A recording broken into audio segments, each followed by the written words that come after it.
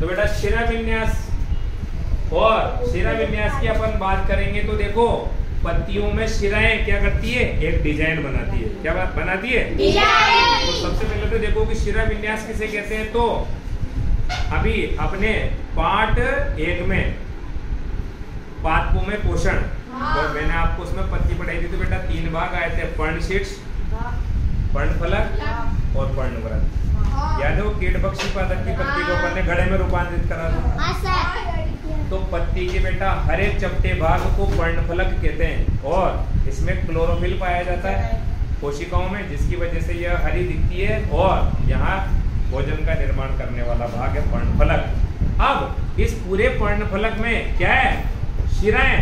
जिस प्रकार अपने शरीर में नसें होती है जिनमें खून बहता है, कहीं बेटा अपने कट लग जाता तो खून आ जाता है, ये दिख रही है आपको, इनमें खून बहता है। इसी प्रकार बेटा देखो पत्ती में भोजन बनेगा, तो पत्ती में भोजन बनने के बाद बताओ वो जमीन के अंदर जड़ को जाएगा कि नहीं जाएगा?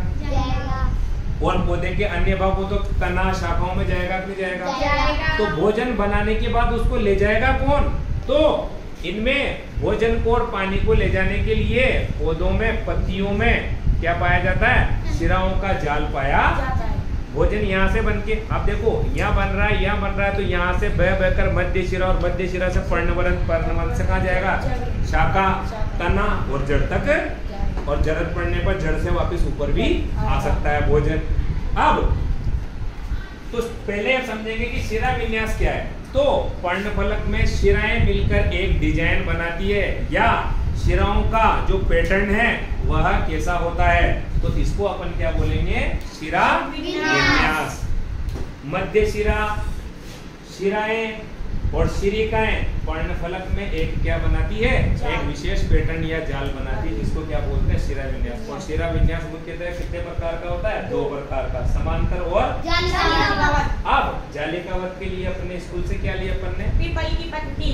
और पीपल की पत्ती में अगर यहाँ ध्यान से आप देख पा रहे हो, देखो मध्य शिरा और इससे निकलने वाली बहुत सारी शिराएं और शिराओं से निकलने वाली शिरिकाएं, तो यहाँ पर आपको जाल दिख रहा है, इसलिए इसको क्या बोला, जालिकावत। तो इसमें ध्यान से देखो, ये आपको बेटा मध्य शिरा दिख रही है, और इससे निकलने वाली शिराएं दिख रही है सफेद सफेद, और फिर शिराओं से भी बहुत सारी छोटी छोटी शिरिकाएं निकलकर देखो ये, तो अपन को स्कूल में एक पत्ती दिखी जिसमें हरा रंग गायब हो चुका था, और इसकी वजह से अपन को जाल स्पष्ट दिख रहा है।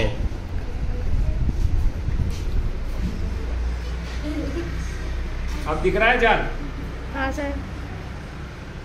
आपको दिख रहा है? हाँ। तो आप मुझे बताओ कि शिराओं ने यहाँ पैटर्न कैसा बना रखा है, जाल जैसा? हाँ। इस वजह से इसको क्या बोला जाता है, जालिकावत। आपसे कोई पूछे कि जालिकावत शिरा विन्यास वाली एक पत्ती का उदाहरण बता दो। आम और बरगद में भी ऐसा देखने को मिलता है। अगला देखो, अगला है अपने पास समांतर शिरा विन्यास। अपन ने गणित में पढ़ी बेटा समांतर रेखा है, ये रेखा है कभी एक दूसरे को काटती नहीं।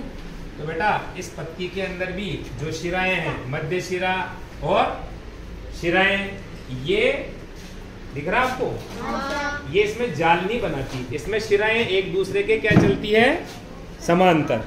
क्या चलती है? जैसे एक यहाँ से निकली तो दूसरी ऐसे निकल कर जाएगी, ऐसे निकल कर जाएगी, लेकिन यह जाल नहीं बनाती है। तो ऐसे शिरा विन्यास को क्या बोलेंगे अपन?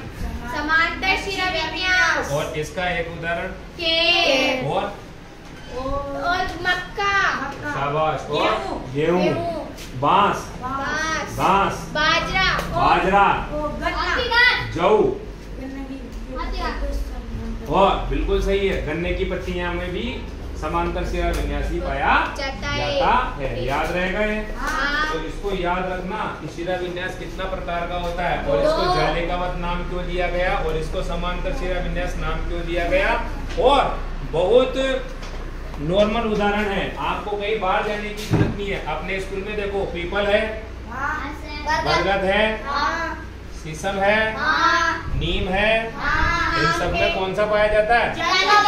और दूसरा देखो समांतर, क्या अपने स्कूल में केर है? अपने स्कूल में घास है।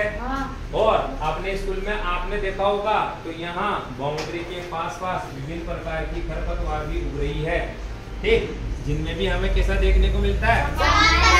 और इसके अलावा बेटा अनाज देखो, गेहूं,